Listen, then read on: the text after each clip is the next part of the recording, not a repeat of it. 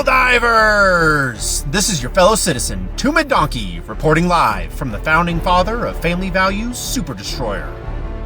Today, we are throwing up a random montage of crap that has been sitting in my Super Destroyer closet, just gathering space dust for months now.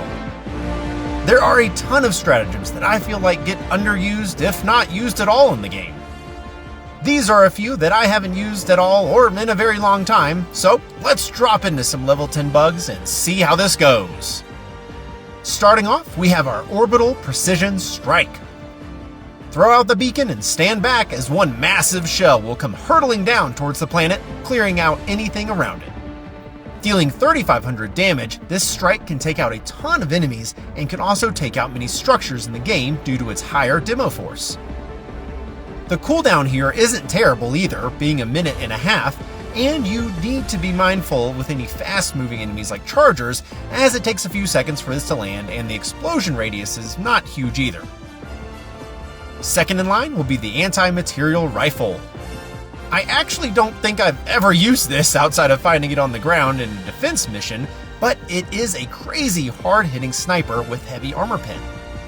It can one-shot headshot many bugs, from Brood Commanders to Stalkers, and can even take out Bile Titans with a handful of headshots.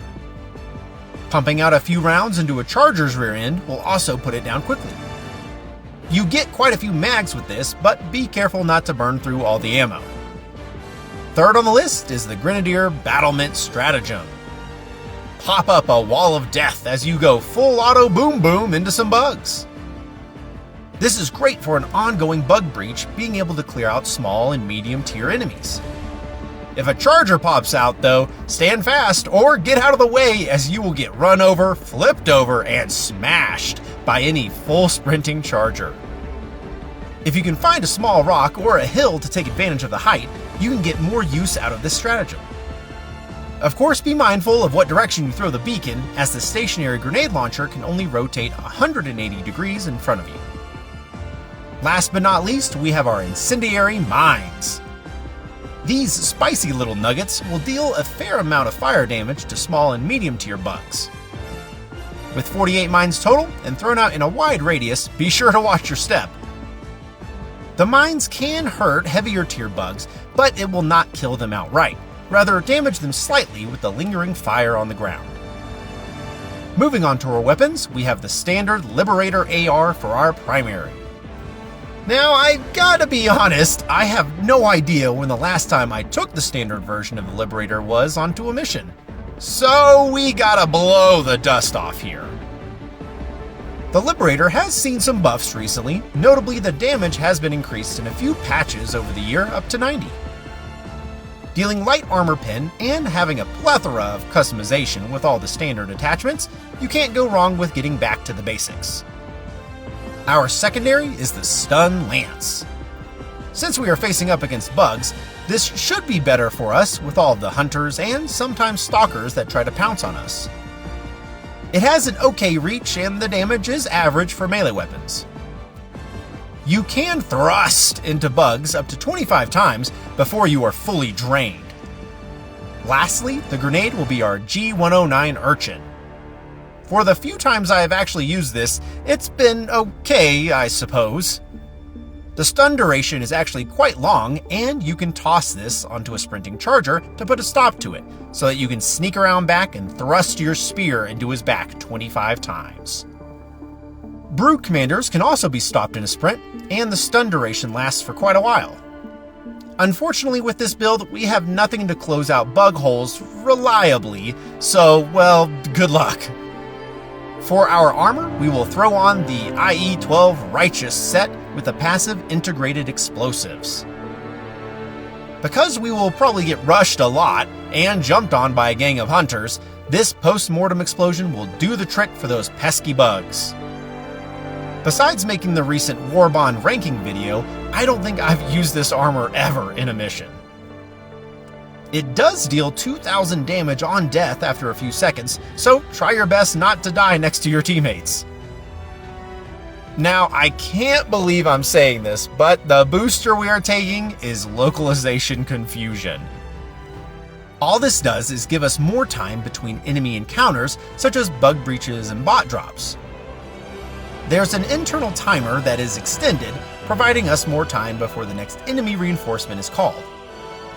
In the few times I've used this, I never could tell a difference.